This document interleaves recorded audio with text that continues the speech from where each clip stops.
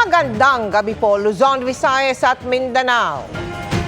Hindi na umabot sa Pasko ang dalawang gwardiya sa Quezon City matapos barilin ng kanilang kapwa CQ habang natutulog sa pinapasukang car dealership. Paliwanag ng inarestong suspect na gawa niya ang pagpatay dahil sa pambubuli at panlalamang umano sa trabaho ng mga kasama. Pinabulaanan ng live-in partner ng isa sa mga biktima ang alegasyong pambubuli. Ang nahulikam na krimen sa pagtutok ni June Veneracion.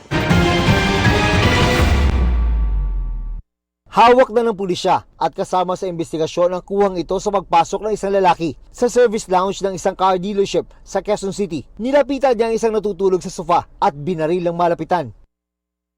Pagkatapos ay binaril din ang isa pang natutulog. Kalmado siyang umalis, pero ilang sandali lang ay bumalik din at tila sinilip pa ang mga biktima. Ang lalaking namaril, kinilala bilang security guard sa car dealership. Mga kapwa niya rin si Q ang mga biktima. Matapos ang pamamaril, pumara siya ng taxi. Nakuha na naman sa isang dashcam video. Tondo daw. Sa biyahe, tila balisa ang suspect habang kausap ang taxi driver.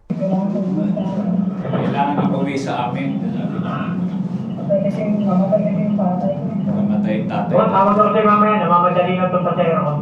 Nahanap ng mga pulis ang taxi at nakausap ang driver. Kaya nagkaroon sila ng magandang lead sa investigasyon. 20 oras matapos ang krimen, naaresto sa Tondo, Maynila ang suspect kaninang umaga. Aminado rin siya na nagawa niya yon dahil po sa parang binubuli po siya nung dalawang victims natin at before the incident parang nagkaroon ng suntukan at hindi niya yata kinaya kaya inabangan niyang matulog, magpahinga at doon niya nagawa po ang krimen na to. Sabi ng Quezon City Police District, bago lang sa trabaho ang suspect.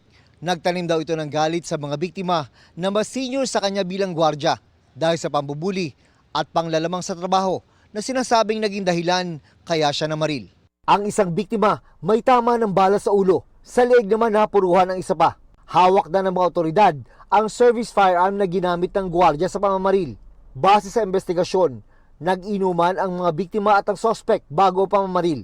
Nang makatulog ang mga biktima, nakahanap ng tiyempong suspect para umano gumanti. Pagputok doon sa unang victim, hindi po naggising agad yung second Halos magkatabi lang siya. Kaya kung hindi ka lasing, siguro pag narinig mo yung ganong kalakas na putok, katabi lang, mga 2 meters away lang, magigising ka, makakapag-react ka. Itinanggi naman ng live-in ng isa sa mga nasawing gwardya ang aligasyong pambubuli na ibinasi niya sa mga kwento ng kinakasama bago mamatay. Ang totoo, minasama umano ng suspect ang pagkakatalaga sa partner niya bilang officer in charge ng mga gwardya. Super close sila, bakit sasabing bully? Na para silang magkakasama lang na wala sa trabaho, share sa ulam. Binalak pa naman ang kinakasama ni Marlene na mag-undertime para sa sarili nilang salo-salo sa bahay kahapon. Pero sa halip na masayang pagsasama-sama, sa punerarya sila ngayon magpapasko. Sana naman makonsensya ka, nandyan na yan, ano pang magagawa namin, pero kailangan mo rin pagdusahan dahil nagdudusa ang pamilya niya ngayon. Paskong Pasko, 24, inaantay ng pamilya niya, yung pala ganun na. Inihahanda na ang reklamong 2 counts of murder at robbery laban sa suspect na sinusubukan pa naming makuha na ng pahayag. Para sa GMA Integrated News, June Veneracion, nakatutok, 24 oras.